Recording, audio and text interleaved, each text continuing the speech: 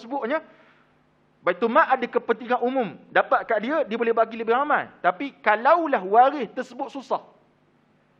Susah. Takkan nak bagi Baitul Mal juga. Tapi kawan saya di Baitul Mal kata, kalau demo susah, kami akan bantu. Kami tak usik pun. Contoh kalau rumah tu, contoh rumah banglo, sebiji. Ada bahagian Baitul Mal sikit. Dan waris walaupun rumahnya banglo, tapi dia orang susah. Waris tak mampu nak bayar ke Baitul Mal. Baitul Mal kata tak apa, duduklah. Tapi hak Baitul Mal tetap ada dekat situ. Dia pakai hujah macam tu pula. Jadi soalan Puan Hajah tadi, itulah kadarnya. Kalaulah saya isu sekarang ni, kalaulah perempuan sahaja, maka anak perempuan akan dapat 2/3 harta kita. Ya je. Tak kira, asalkan tu anak kita. Jangan anak orang lain. Kalau dia bank kita, kalau kita mati, dia akan dapat juga. Tak kira isteri kedua ke ketiga ke keempat ke, asalkan dia tu anak perempuan kita. Contoh isteri pertama dia seorang, isteri kedua dia seorang. Memanglah seorang-seorang, anak-anak. 4 isteri ada seorang anak perempuan. Maka 4 orang ni berkongsi 2/3 tu. Akan dapat. Tak beza anak siapa. Asalkan dia anak kita. Baik. Boleh lah. Ada soalan lagi? Ya, Hajah.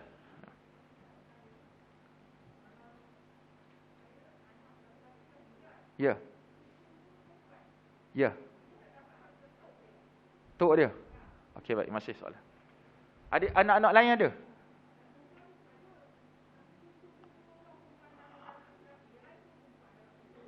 Okey, baik. Boleh ambil soalan. Tak apa, ajar duduk. Saya tanya soalan. Sebab nak kena tahu. Okey, anak lelaki meninggal. Anak lelaki lain tak ada dah? Okey, baik. Terima kasih. Soalan yang sangat baik. Bila mana seorang meninggal dunia, dia ada anak perempuan. Lebih pada seorang anak perempuan yang hidup. Okey, 2/3 dia akan dapat. Sekarang dia meninggalkan cucu, anak daripada anak laki-laki dia. Adakah cucu tu dapat? Maka dia kembali kepada kaedah pula. Kaedahnya macam ni. Boleh saya contoh? Boleh? Okay. Cucu perempuan, kita pergi je. CP ni cucu perempuan. Cucu perempuan, kalau dia seorang, dia akan dapat 1/2. Dengan syarat tidak ada adik-beradik. Tidak ada anak-anak bagi si mati. Cuma ada cucu je. Syarat dia seorang. Dan syarat dia, mesti dia anak kepada anak laki-laki macam Puan Hajah tadi. Tapi syaratnya seorang. Baik. Cucu juga dia boleh dapat 2/3. Dia macam anak perempuan. Kalau dia ramai, syaratnya apa? Tidak ada bersamanya anak bagi si mati. Tak kira laki-laki, tak kira perempuan.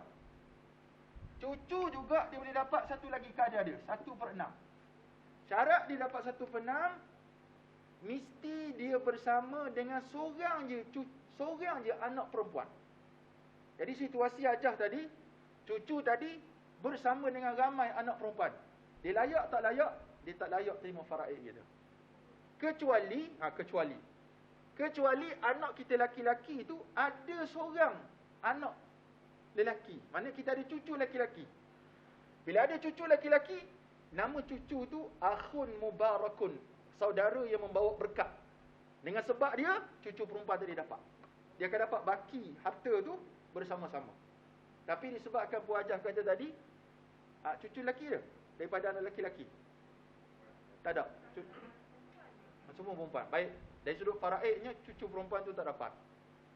Sebab telah sempurna 2/3 hak anak perempuan, dia tak dapat. Kecuali Puan Hajah buat wasiat ataupun hibah kepada dia. Tu je lah. Tapi kalau tak buat apa-apa, memang mereka tak dapat. Cuma, ada satu bab tentang anak-anak yang mati dulu, namanya wasiat wajibah. Wasiat wajibah. Yang ni penting kita kena tahu. Wasiat wajibah ni apa? Wasiat wajib yang diberikan kepada cucu-cucu yang mak bapak dia mati dulu sebelum atuk opah dia. Ni namanya wasiat wajibah. Siapa yang kena bagi? Bila kita mati, kita ada cucu. Anak kita mati dulu dah. Maka situasi Hajah tadi, kalau Hajah tak pernah bagi apa-apa kat cucu tu, contoh tak pernah bagi apa-apa, duit tak pernah bagi, harta tak pernah bagi, maka cucu tersebut layak untuk menerima maksimum 1/3 harta kita.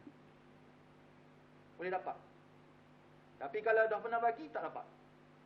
Wasiat wajibah ni bukan semua negeri kuat kuasa. Tidak semua negeri. Tapi kalau Perak, saya rasa kuat kuasa wasiat wajibah. Cuba cek baliklah. Kalau kuat kuasa, kalau lah Puan Hajah tak ada satu masa nanti, dia boleh dapat 1/3 harta. Boleh dapat kat dia. Baki baru faraid. Boleh faham tak ni?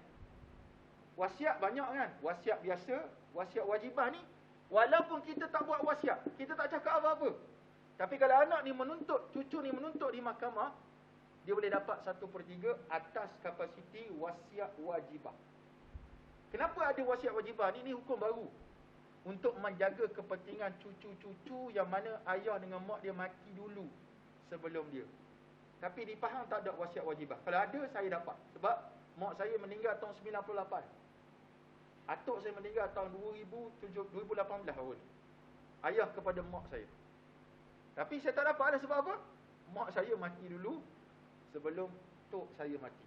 Tapi kalau ada klausa ni, wasiat wajibah ni, kita boleh tuntut. Jadi lah isu Hajah tanya tadi, bab faraid dia tak dapat, cucu tak dapat. Tapi bab wasiat wajibah ni dia boleh dapat.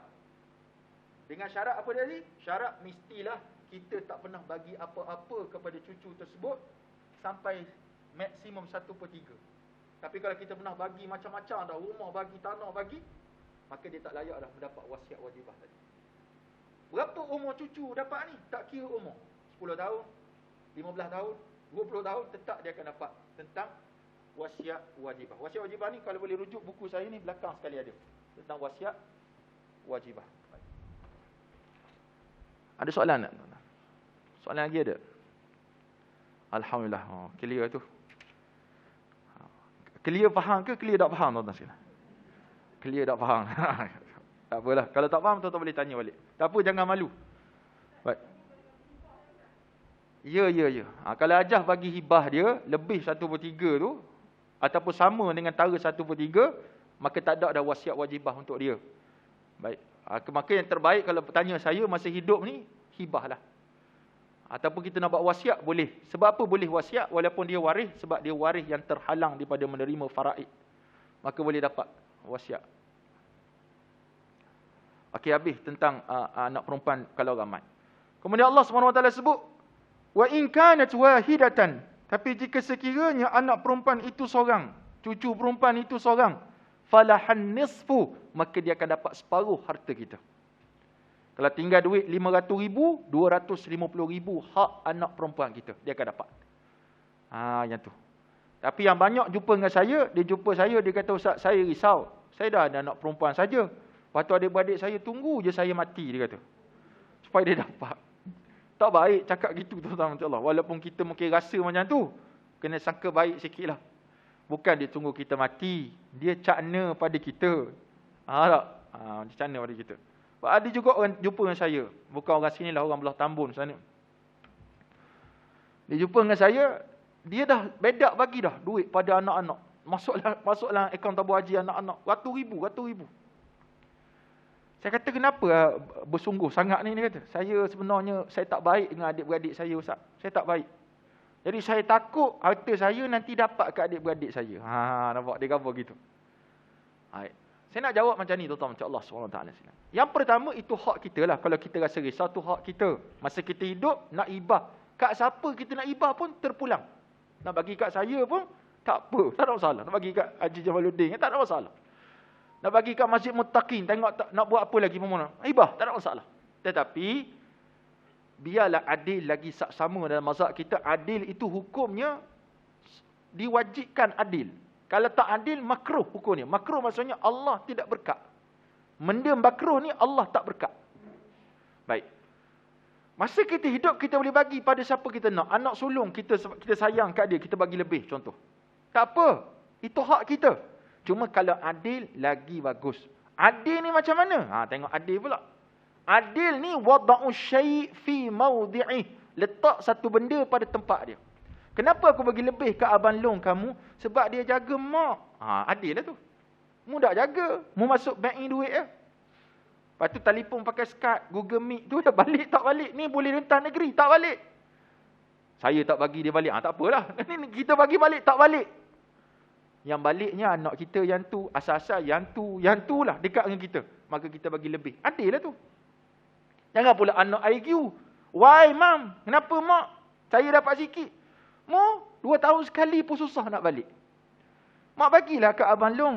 Satu. Contoh, ataupun anak kita yang kita bagi lebih sebab gajinya sikit. Yang lain gaji CEO Petronas, CEO Shell, semua CEO belaka. Yang ni kerja kapung, gali kubur je. Maka kita bagi lebih kat dia. Adil lah tu. Itulah namanya adil. Macam seorang tu dibuat satu contoh. Metafora, contoh lah, kiasan. Ada satu tembok, ada 3 orang. Ada 3 orang. Seorang pendek, seorang tinggi sikit, seorang tinggi banyak. Ni tembok. Kalau kita adil, kita bagi sama tinggi je. Sama tinggi, sama tinggi, sama tinggi. Oh, ni kita kata ni adil kan? Sebab sama tinggi. Hakikatnya tak adil. Sebab apa tak adil? Kalau mungkin sama tinggi, dia tak boleh tengok juga belakang. Maka yang ni kena bagi panjang sikit. Yang ni panjang sikit pada yang kecil sikit. Yang ni mungkin setakat ni cukup. Itulah adil dia. Itu maknanya adil. Tapi faham kita orang Melayu ni, adil ni mesti sama banyak. 50,000, 50,000, 50,000. Hakikatnya tak macam tu. Tak macam tu. Maka hadirin mati Allah Subhanahu Wa Taala sekalian, bila kita sebut tentang isu ni, kita kata kat dia, walaupun bagi pandangan kita ni, kita tak nak adik-beradik kita dapat, jangan kita buat hibah tu sebab kita nak menafikan hak adik-beradik. Jangan. Jangan niat yang tu. Jangan niat yang tu. Walaupun niat tu mari juga niat macam tu, tapi kalau boleh, kikis niat tu. Sebab apa kita kata kikis? Seolah-olah kita nak menafikan hukum Allah Subhanahu Wa Taala. Seolah-olah. Bukan betul. Saya tanya kenapa tak nak bagi? Saya tak baik dengan dia Ustaz. Kata mantan Menteri Agama kita, guru kami, Datuk Dr. Zulkifli Muhammad Al-Bakri, moga-moga dengan sebab kita bagi kat dia tu, mula dia tak baik kita, mungkin dengan sebab kita bagi kat dia, ataupun dia dapat faraid kita tu, dia tersentak hati dia, tuan-tuan, macam Allah SWT. Tersentak hati dia. Aku jahat dengan dia pun dapat juga hak. Dia berubah dengan sebab kita. Mana dalilnya? Allah kata, abaukum wa abnaukum la tadruna ayyuhum aqrabu lakum naf'a. Mak bapak kamu, anak-anak kamu, kamu tak tahu siapa dema ni yang bila kamu mati nanti paling banyak manfaat untuk kamu. Mungkin kita anggap anak yang ni tak guna, dia ni tak guna. Rupanya dia lah paling banyak doa pada kita setiap hari. Yang ni tak. Kita tak tahu. Sama juga adik-beradik kita, mungkin dia berubah. Tapi saya tak nak Ustaz, walaupun saya cakap macam tu, saya tak nak bagi ke adik-beradik saya. Up to you lah, terpulang. Tu sebab ada juga ulama mengatakan, kalaulah kita tak nak bagi ke adik-beradik, kekurang-kurangnya ada tinggal untuk mereka dapat rasa juga. Contoh kita ada tanah, satu lot ni je tanah. Dan anak kita perempuan. Kita tak nak berkongsi dengan adik-beradik kita, tak apa. Duit dalam bank tu mudah untuk dibahagikan, kekalkan dalam bank. Tanah susah, maka kita bagi terus kepada anak kita, sama ada dengan hibah bersyarat ataupun hibah mutlak dan sebagainya. Nanti kita akan bahas. Kalau tuan ada persoalan, nanti tuan boleh tanya insya-Allah. Baik, sikit lagi. Habis bab anak perempuan. Anak-anak perempuan sekalian ada soalan tak? Tak ada. Tak ada. Ya.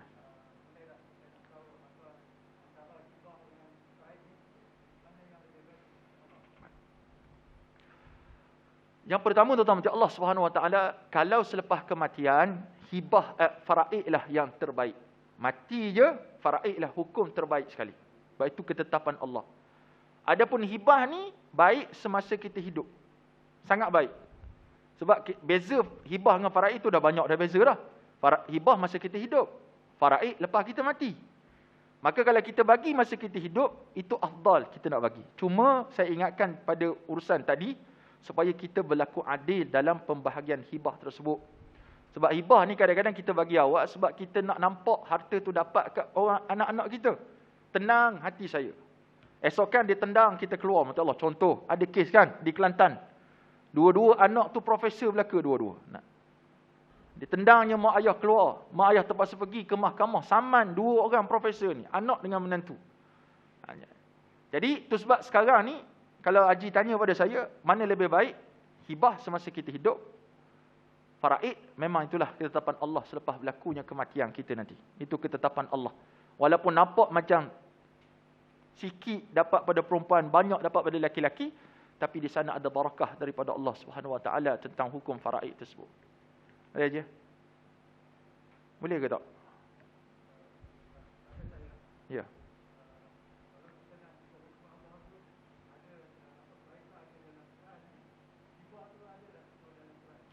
Hibah ni hadis. Hibah ni hadiah.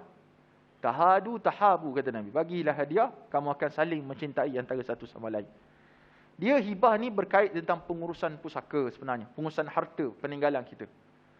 Dia melibatkan benda yang kita bagi semasa kita hidup. Dan satu lagi, satu melibatkan selepas kita mati. Maka kalau masa hidup, itulah terbaik hibah kita nak bagi. Tapi kalau bab faraid, maka berlaku lepas kematian. Jadi kalau dalilnya mana, lah hadis Nabi pun ada dalam bab tentang hibah tersebut. Dalam bab Al-Quran tentang ayat-ayat Allah Subhanahu Wa Taala bab faraid. Jadi tidak ada pertemuan pun. Tak ada pertemuan antara hibah dengan faraid sebab dua-dua tu berbeza. Satu semasa hidup, satu selepas mati. Nama dah faraid. Faraid ini pembahagian pusaka selepas kita mati. Wallahu a'lam. Ada soalan lagi tak tuan? Tak ada soalan. Oh ya.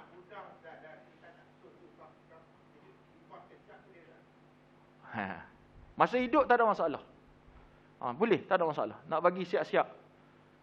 Dia ada juga hibah, banyak jenis hibah ni haji. Ada hibah yang mutlak, kita bagi terus. Pergi jabat tanah, 14A, tukar nama. Ada hibah namanya bersyarat. Hibah bersyarat ni macam mana? Hibah yang kita bagi, selepas kita mati dia dapat. Asas hibah, tak ada syarat. Asas hibah.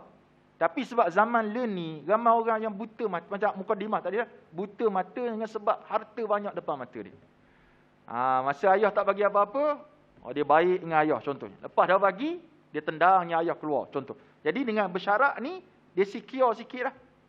Kita mati baru dia dapat. Dia sama macam wasiat, tapi bukan wasiat. Dia hibah, tapi letakkan syarat. Hibah ni namanya rukbah. Rukbah. Rukbah ni, saya bagi ke awak, kalau saya mati, awak dapat. Kalau awak mati, reta tu dapat balik kat saya. Itu hibah. Rukbah. Bersyarat nama ni. Asas hibah, tak ada syarat. Asasnya. Tapi bila mana datang mutaakhir ni, dah macam-macam orang buat hibah bersyarat, maka inilah hibah dia. Satu lagi, hibah amanah. Hibah amanah. Kita bagi si fulan, contoh tabung haji buat kan, hibah amanah. Tapi kita boleh keluar duit tu. Walaupun pertembungan ulama' ni, ada kata hibah amanah ni tak sah dan sebagainya. Tapi hibah amanah ni, sagi kita hibah kat dia, tapi kita boleh guna lagi duit tu. Ada pening sikit dalam bab hibah ni. Cuma, yang kalau tanya saya mana lebih bagus, hibah mutlak lah. Senang, kita bagi, tenang terus nak bagi. Dan kena ikhlas lah bila kita bagi. Cuma, mak bapak, kalau bagi ke anak-anak, specialnya, kita boleh ambil balik bila-bila masa. Faham? Hibah, kalau kita bagi ke anak-anak, kita boleh ambil bila-bila masa. Bukan zalim. Tengok anak-anak tak guna rumah tu pun. Rumah tu dah bersawang. Aku ambil balik lah. Kereta kita bagi, kita hibah. Tengok tak guna kereta. Ataupun salah guna kereta, kita boleh ambil balik. Syarat dia hanya ibu atau bapa kepada anak saja. Tapi kalau anak bagi kat mak, barang kemas, hibah. Hibah ni hadiah. Ataupun sedekah. Tapi tak panggil sedekah pada mak ayah. Panggil hadiah. Ada orang tanya saya, Ustaz, saya dah bagi kat mak saya rantai emas. Mak saya mati, boleh tak saya ambil balik? Mana boleh? Sebab tu hibah. Dah bagilah kepada mak, mak dah dapat, harta jadi pusaka lah dah. Dah jadi harta pusaka. Dia nak ambil balik, dia kata dia yang bayar. Tak boleh. Tu buruk siku. Tetapi kalau mak bagi barang kemas ke anak, mak boleh ambil balik. Tapi jangan rampas gitu, khabar mak nak balik. Tak boleh mak? Boleh. Sebab Nabi kata, boleh ambil balik kalau ibu bapa bagi kepada anak-anak dia. Itu kelebihan mak bapak sahaja. Selagi mana harta tu masih lagi dalam jagaan takluk anak kita. Tapi kalau kita bagi rantai emas, dia pergi ke ar-rahnu, dia gadai.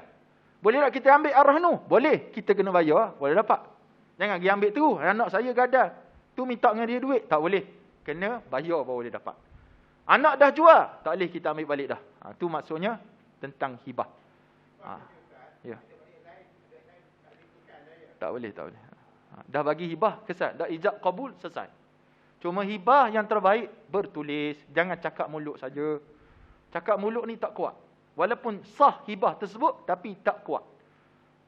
Tak kuat. Banyaklah kes yang ni saya tanya yang menangis-nangis. Jumpa saya. Tak cerita dah menangis dah. Bayangkan. Punya panjang kisahnya. Tak cerita lagi menangis dulu dah. Tentang isu ni. Jadi banyaklah benda tu macam Allah SWT. Baik.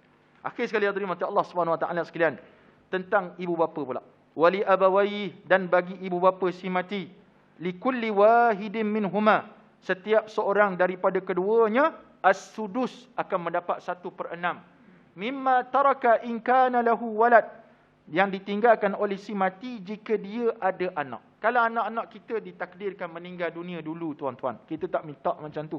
Tapi kalau Allah takdirkan anak-anak kita mati dulu dan dia ada zuriat, maka ibu ayah akan dapat 1/6 setiap seorang. Itu syarat dia. 1/6 dapat. Ustaz, saya dapat 1/6 tapi saya tak anak, Ustaz. Tak apa. Faraid ni bukan wajib kita tuntut. Sebab ada orang faham wajib tuntut faraid. Kalau tidak, dosa aku. Dosa. Salah. Faraid hukum Allah, wajib dilaksanakan. Tapi kalau orang tak nak hak dia, kita tak boleh kata kamu dosa. Tak boleh. Sebab itu hak dia. Dalam faraid ini banyak lagi perbincangan. Ada namanya konsep keluar daripada pemilikan. Ada jenis toleransi pun ada. Ada banyak benda. Cuma pokoknya hukum Allah macam ni. Tapi pelaksanaannya, kalau ibu ayah tak nak. Contohnya menantu kita mati. Anak kita mati. Tinggal menantu, tinggal anak-anak kecil. Memang kita dah hak 1/6. Tapi tengok cucu kita kecil. Menantu kita tak bekerja. Maka tuan-tuan macam Allah Subhanahu wa taala kata ayah tak naklah hak ayah. Tak apa, bagi serah. Ataupun ayah ambil hak ayah tapi ayah bagi balik. Tak ada masalah. Ikut tuan-tuan. Bukan wajib baihu atau baikru, aku mesti dapat hak aku. Tak. Tak macam tu. Sama juga macam sebidang tanah. Anak ada 7 orang. Tanah sebidang. Nak ikut faraid, rigid ikut faraid, dia bagi tu. Ni sebahagian, ni sebahagian, ni sebahagian, sebahagian, tengok tuan. Oh, inilah faraid. Tak. Itu salah faham tu. Memang hak kita ada pada tanah ni. Tapi takkan semua nak masuk dalam tanah ni. Boleh tak Ustaz? Memang boleh masuk. Bila bicara kuasa, boleh masuk belaka. 10 orang boleh masuk. Tapi, ekonomi tak tanah tu? Tak ekonomi dah. Apa maksud tak ekonomi? Mati seorang. Ni mati. Anak ada 7 juga. Dah macam mana? Ni mati pula. Anak ada 14 orang. Dah macam mana tanah tu? Last sekali, berebut.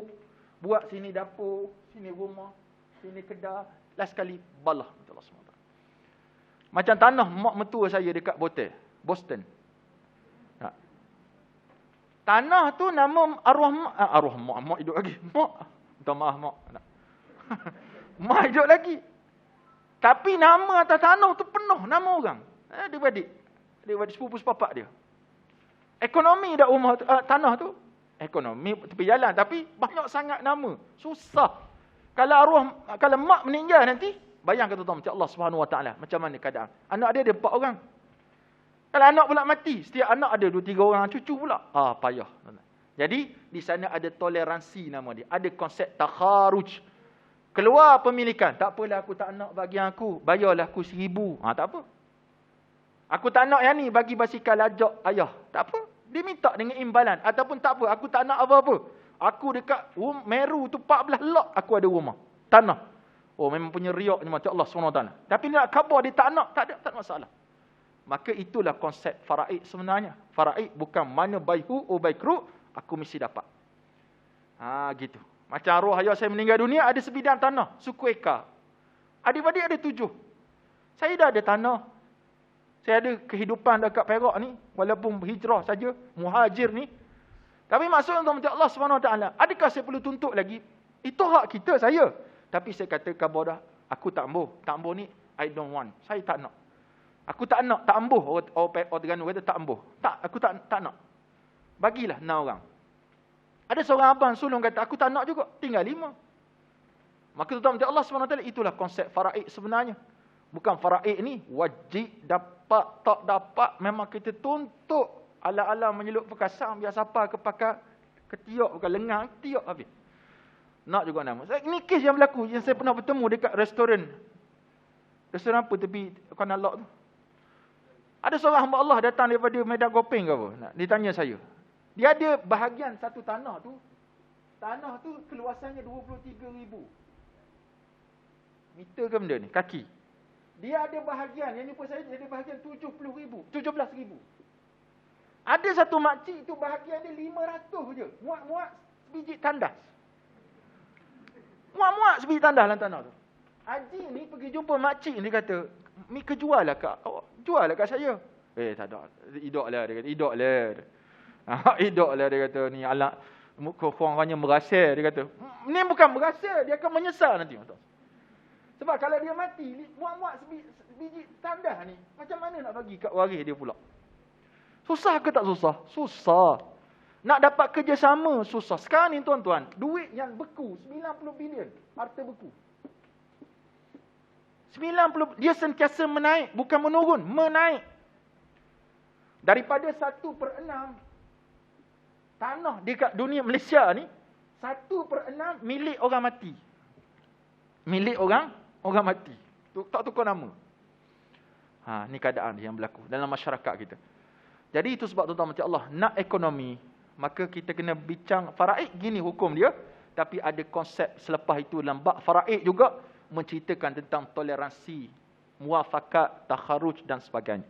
Maka isu ni sama juga macam mak bapak tengok menantu susah, anak-anak susah, cucu susah, maka kita kata atuk lepaskan hak, selesai.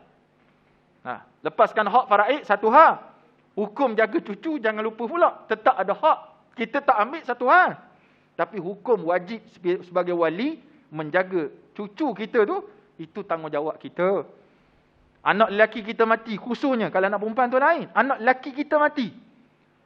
Dan isteri dia ada, cucu-cucu kita ada, ayah wajib tanggung cucu.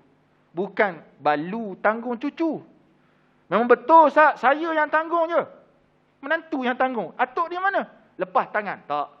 Sebab dia menjadi atuk sampai hari kiamat. Atuk kepada cucu-cucu tersebut. Maka tuan-tuan kena jelas tentang hak ibu bapa. Sebab ada kes tuan-tuan sekalian di Terengganu. Seorang hamba Allah ni berkahwin. Baru kahwin sangat. Baru berkahwin, suaminya accident. Mati suami dia. Baru kahwin, accident suami mati. Memang tak ada apa, anak pun tak ada lagi. Maka isteri dapat 1/4. Tuan-tuan tahu tak mak bapak kepada suami tak pergi ke Terengganu tu, sewa lori, pergi akut belaka. Barang